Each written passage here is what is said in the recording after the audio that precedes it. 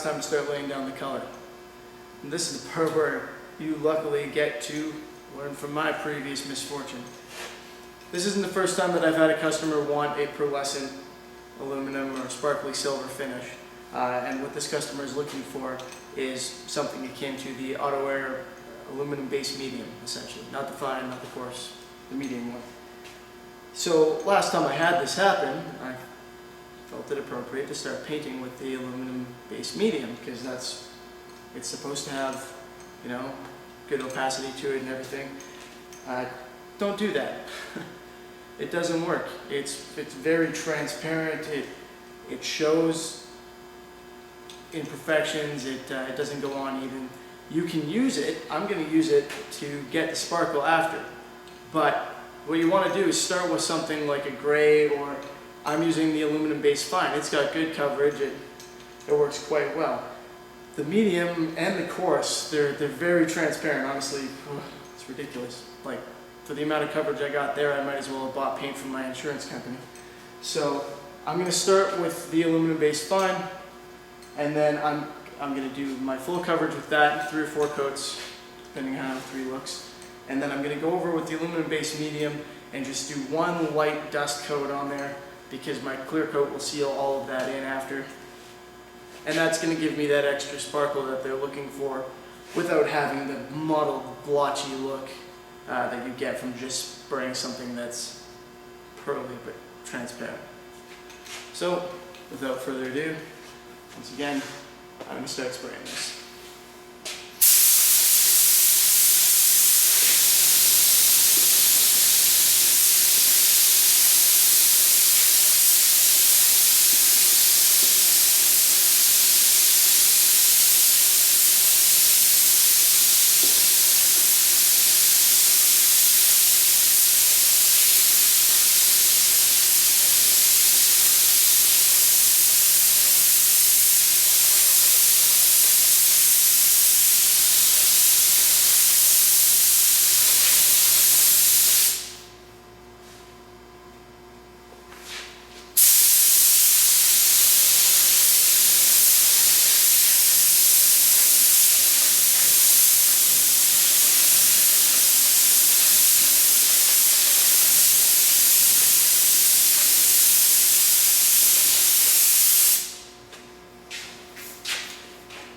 Alright, so we're going to let that dry now. It doesn't take very long. If you need to speed up this process, you can do so with a hair dryer or a heat gun if you're using waterborne paint.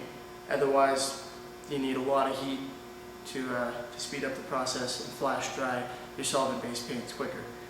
I wouldn't recommend doing that. I'd just wait the 10 minutes and then hit it again. So anyway, this is on here fairly light. I'll wait about 5 and give it the next couple coats, probably off camera, and then we'll move on to the lettering.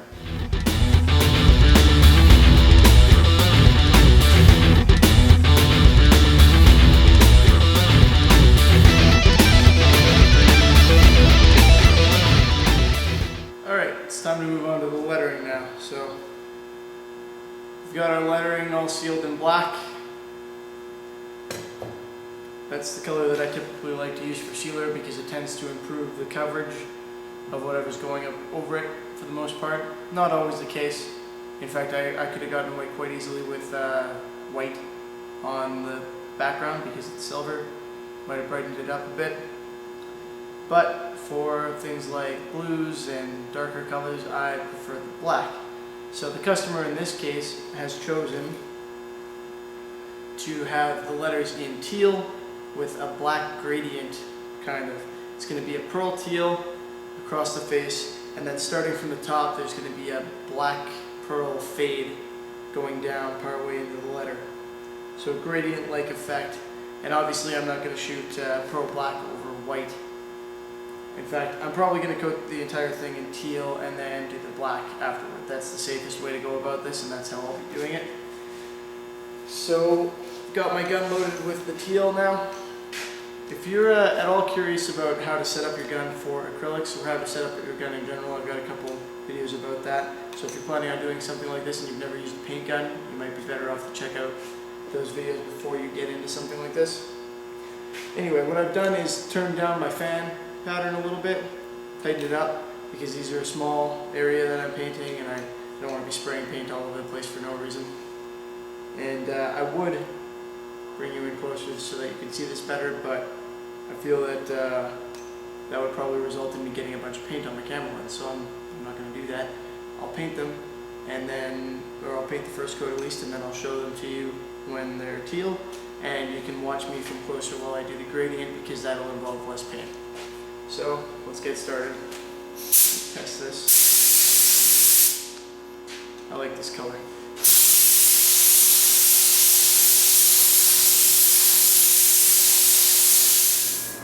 Alright guys, despite it being easier to achieve coverage with a black sealer underneath, I found that it was a little too dark when I did that. So after I had painted the teal over the black, I went back over it with some white, got it covered with the transparent white, and then repainted it teal to get it a little brighter so that I'd get a better contrast when I do go to do the vignette, well not vignette, sorry, the gradient on it, which is what we will be doing now. So there are a couple options for putting the vignette on here, for spraying it.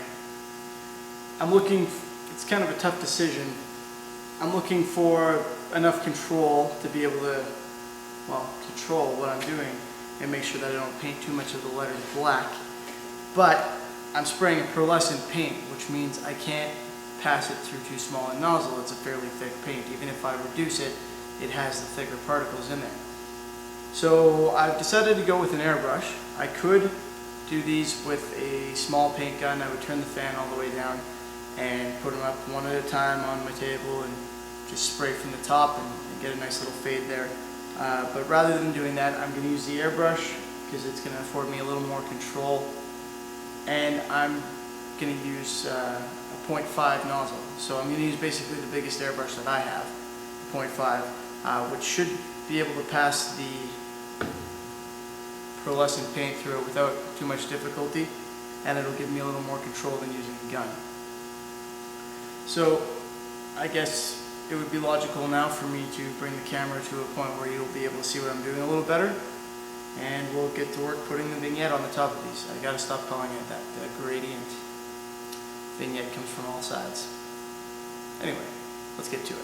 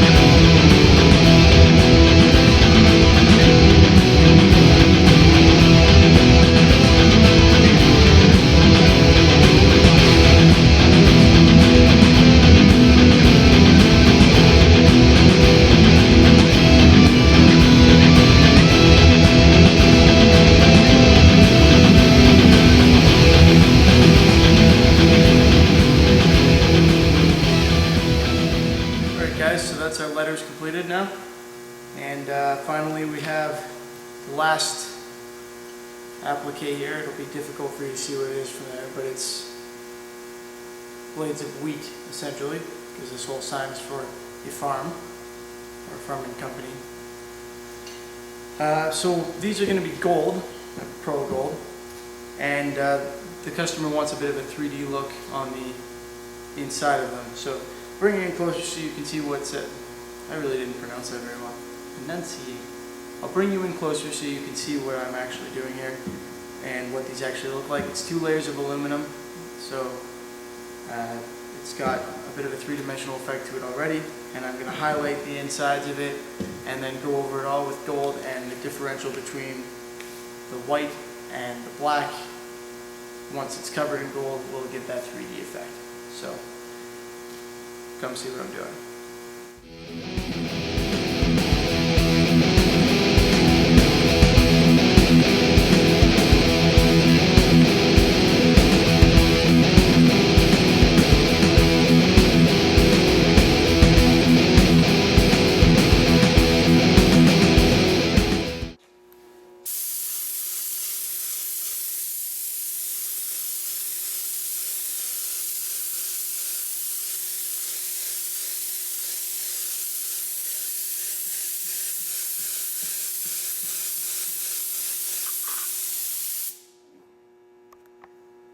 Alright guys, so with the gold work done on that last piece, that basically concludes our painting, except for the clear coat, which I'm going to do off camera because filming clear coat is a pain.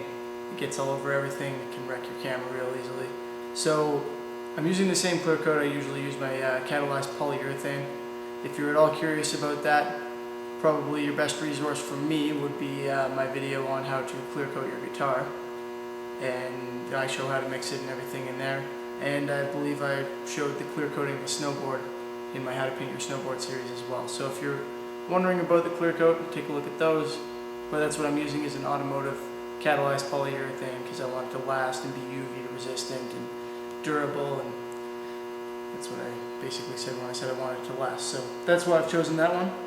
I'm going to go do that, and we'll come back tomorrow and I'll assemble it and show you what the finished product looks like. Here it is. Preliminary assembly. Still needs to be polished. Sorry for the reflection there, but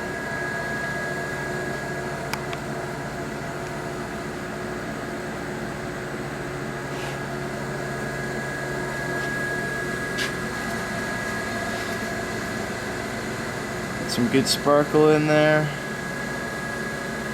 Nice fade. Yeah, hopefully the customer likes it.